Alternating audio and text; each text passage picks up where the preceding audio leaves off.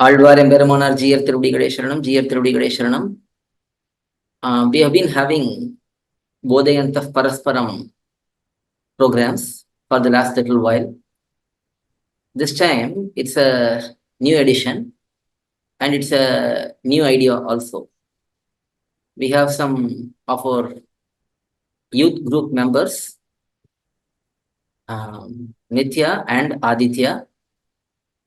They are very interested in our Sampradayam principles and they are learning pasarams and so on. So they have a particular topic of interest which we are going to discuss today. So we'll start with them. One of you can ask the question and then we can take it forward from there.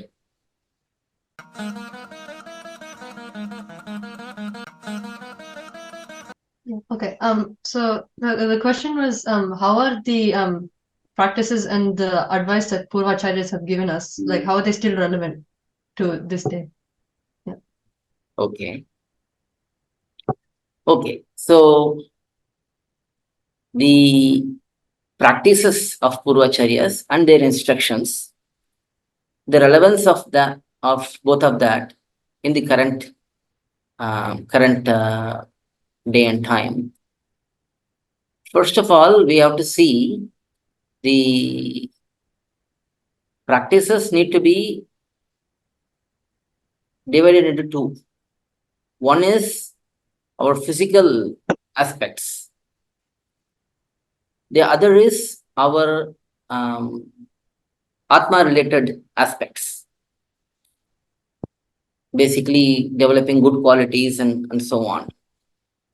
So the physical aspects are one and our Atma-related aspects are the other. In these, we have to see that our pUrvAchAryas practices, they were definitely bound by a particular time and place. If we take an example, taking bath in the river on a daily basis, that is the ideal way to bath. And that was given by our pUrvAchAryas and that was practiced by our pUrvAchAryas also. Because that was very practical in where they lived and when they lived. But let's say if a person is living in a place where there is no river, then bathing in a river will be out of question for that person. This is one example where some aspects of our pUrvAchAryas practice may be difficult to follow or even impossible to follow. But in most of those cases, there are alternatives which we need to try and follow.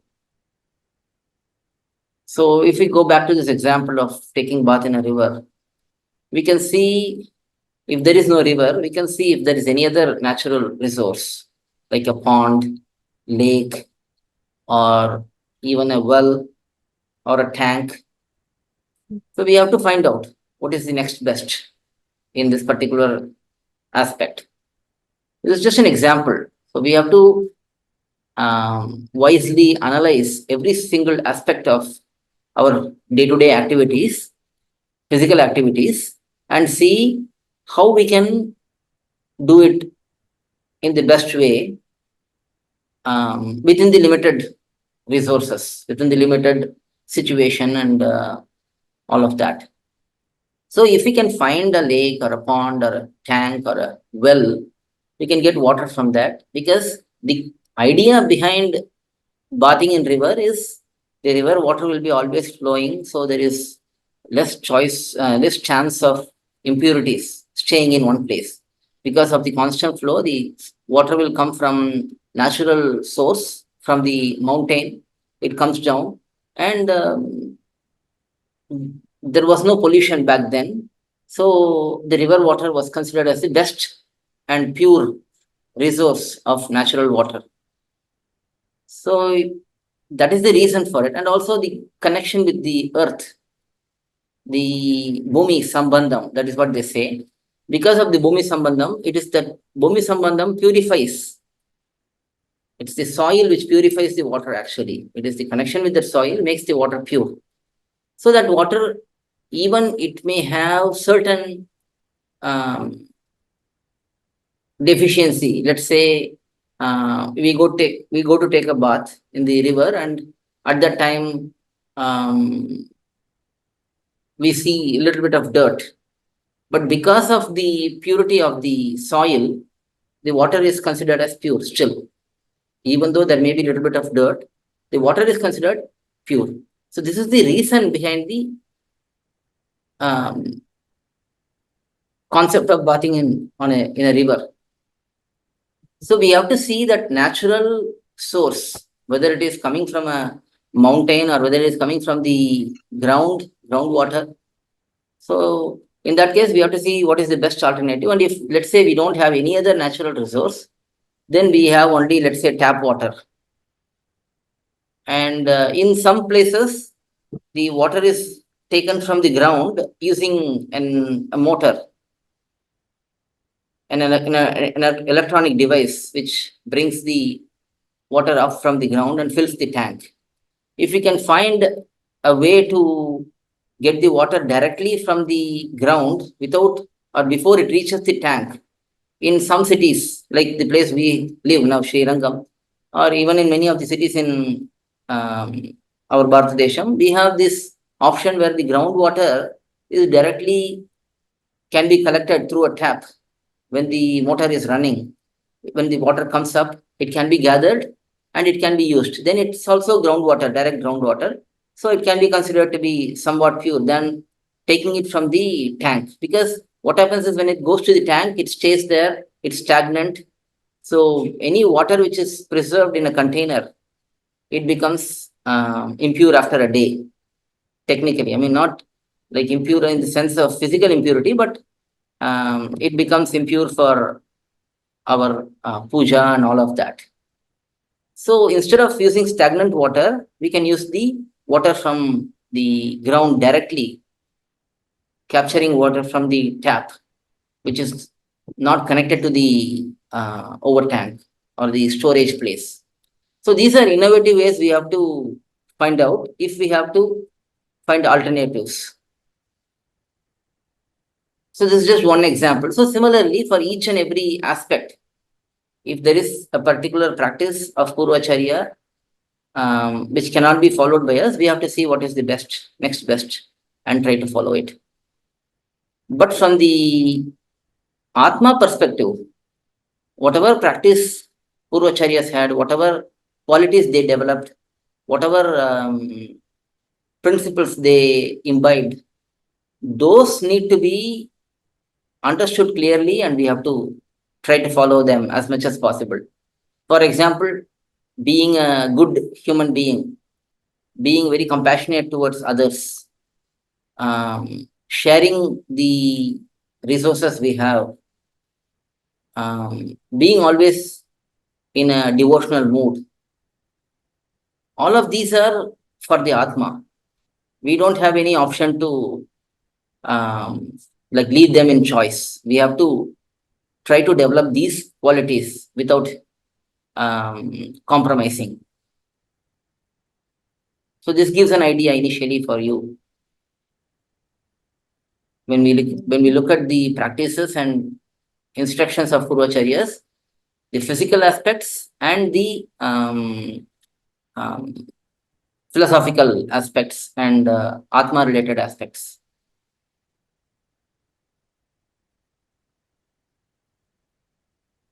If you have more questions on this, you can ask. Like you have a specific particular instruction or a particular quality, how to develop that quality or how to, or even from physical practices, if you have a doubt on, how to do this particular thing.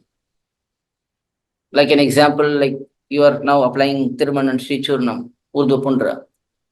So, we have to ideally apply 12 in 12 places on our body. So sometimes we may not be able to do it. We can only apply it on forehead. So those are some aspects. So you can ask Any such questions on this particular topic?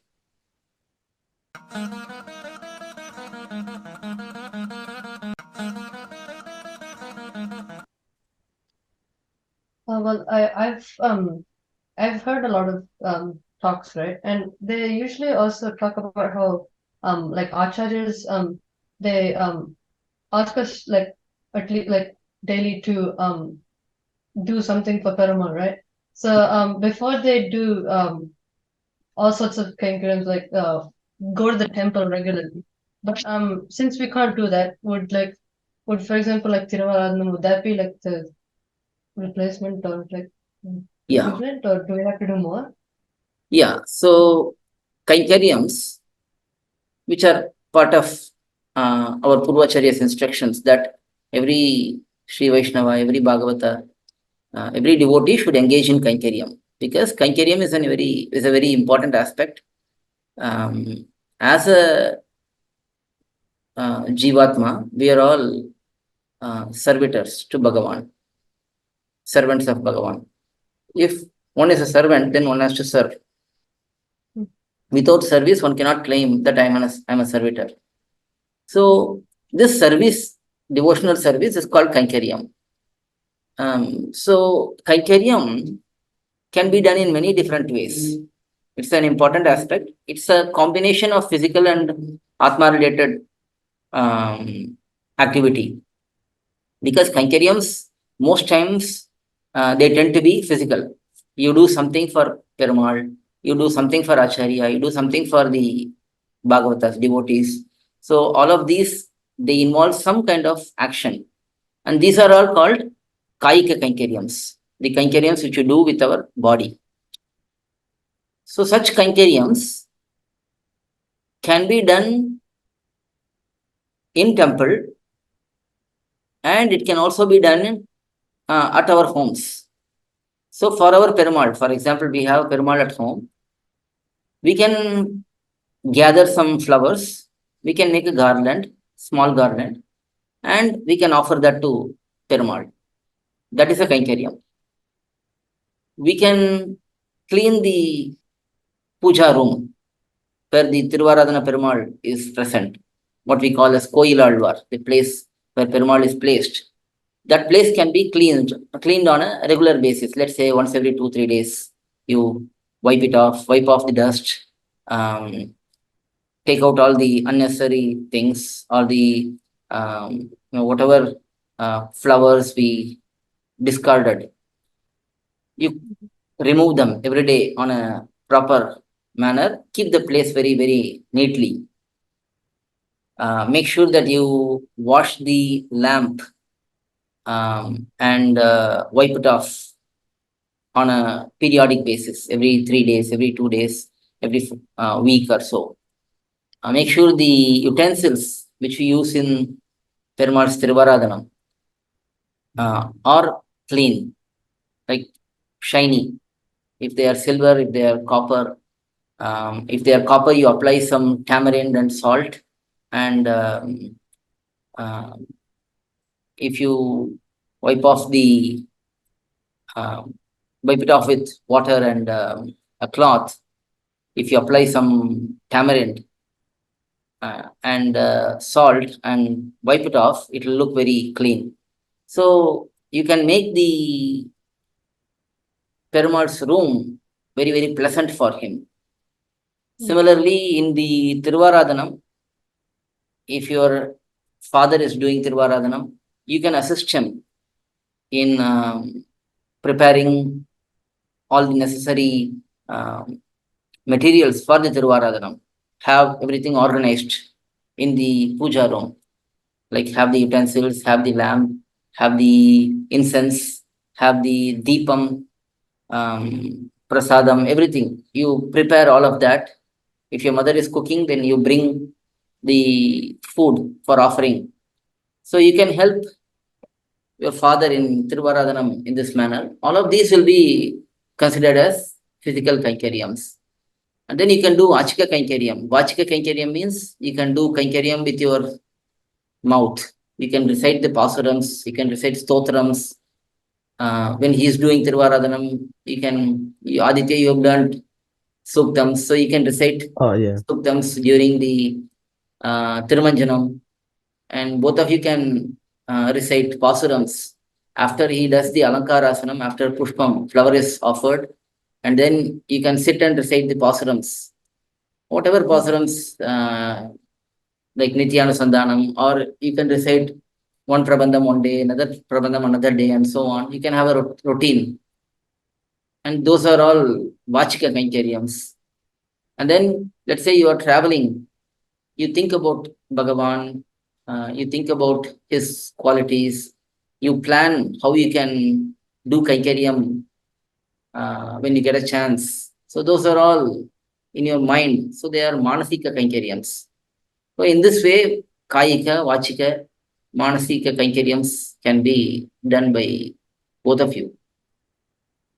All of these will be considered as Kaikariams. But anything we do focused on Bhagavan, the intent, see, the definition of Kaikariam is an act which will bring joy to Perumal.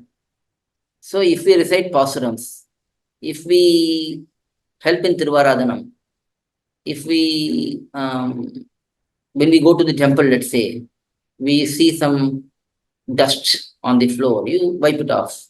You see some paper pieces, you take it and put it in the garbage can.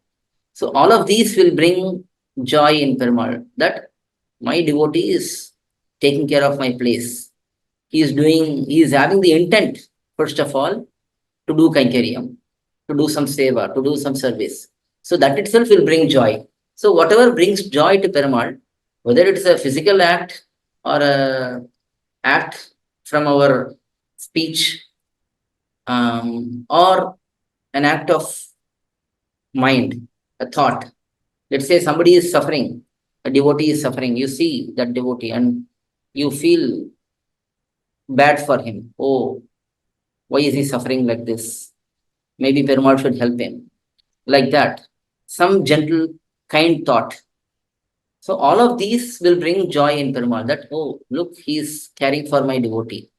Look, he is trying to do something for me. He is planning something to do something for me. So all of these will bring joy. Anything which brings joy, anything which brings a blissful smile in Perumal's face, that is Kaikariam.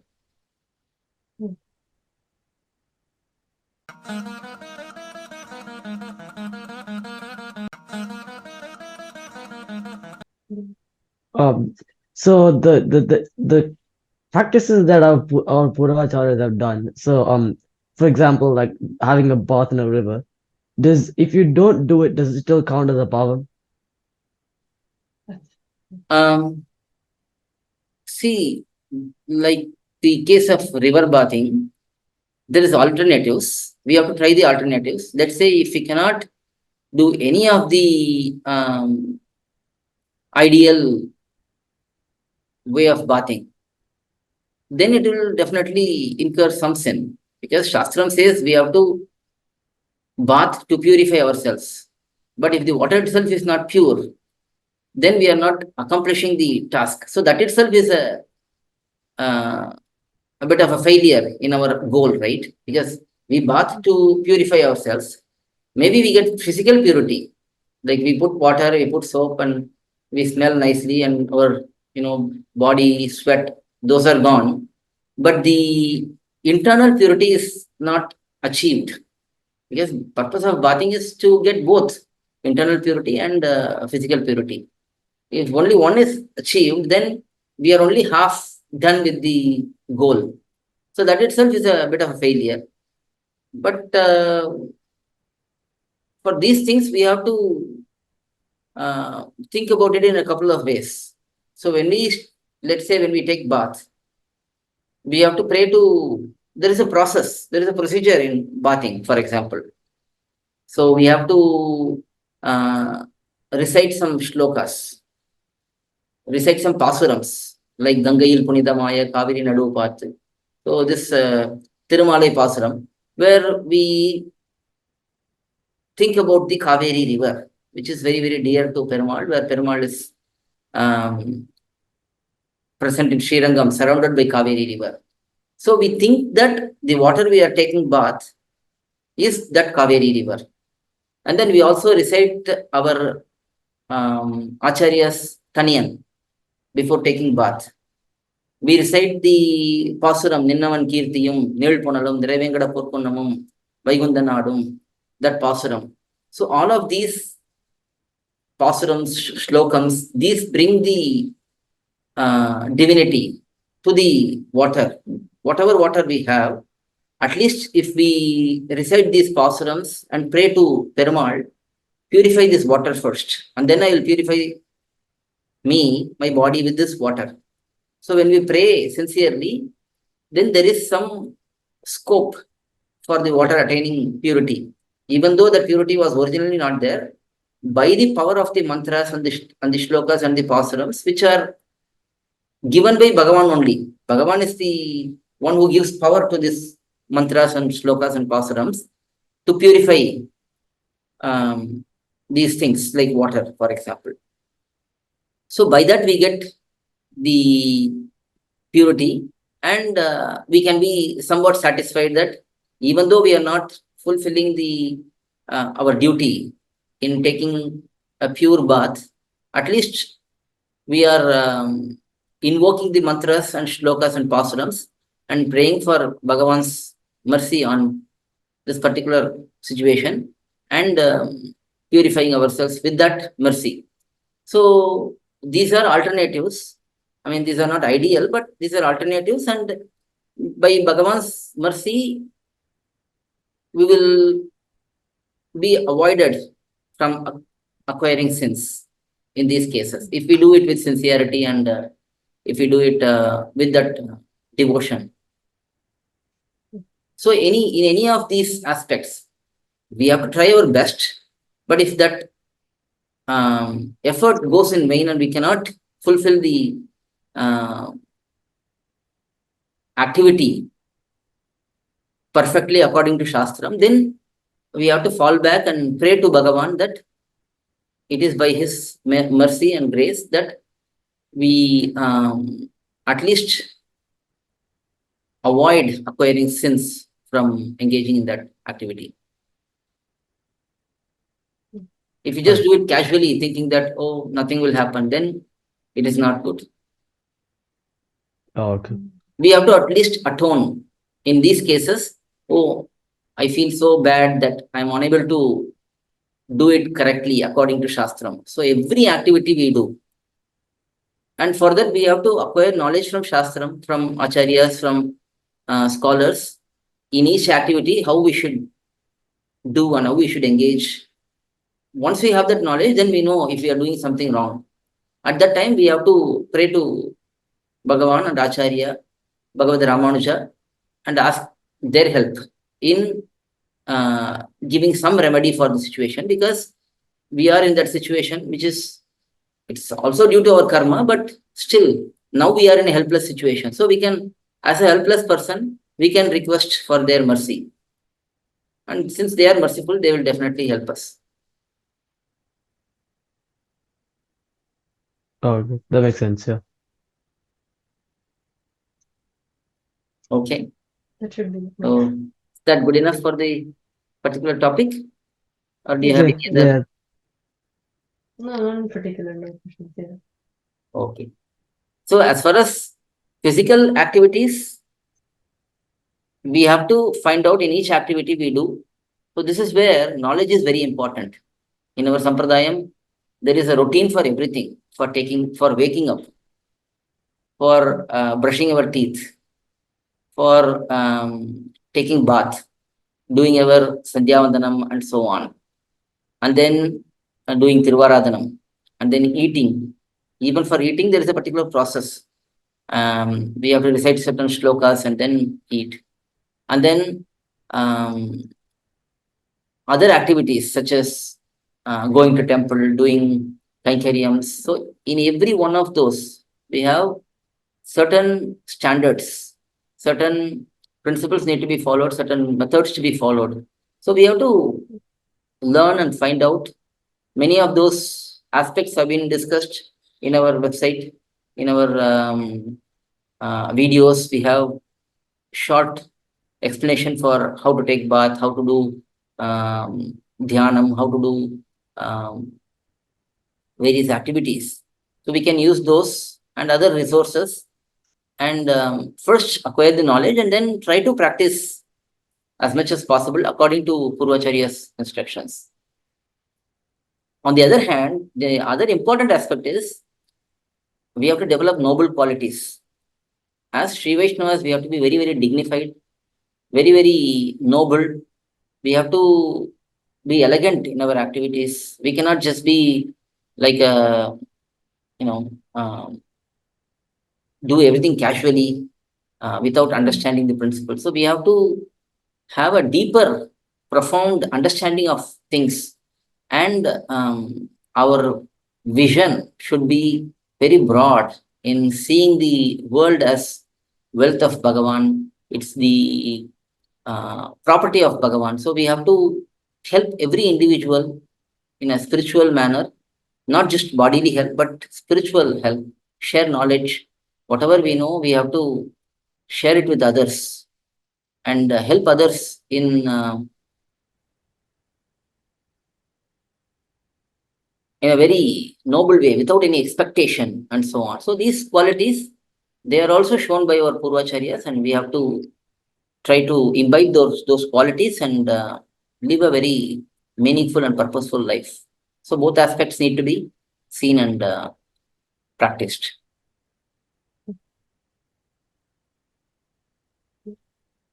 Okay? Yeah.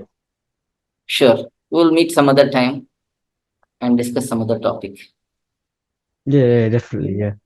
Okay. Alvaram Perumanar, Jiyar Tirudi Ganeshanam, Jiyar Tirudi Ganeshanam.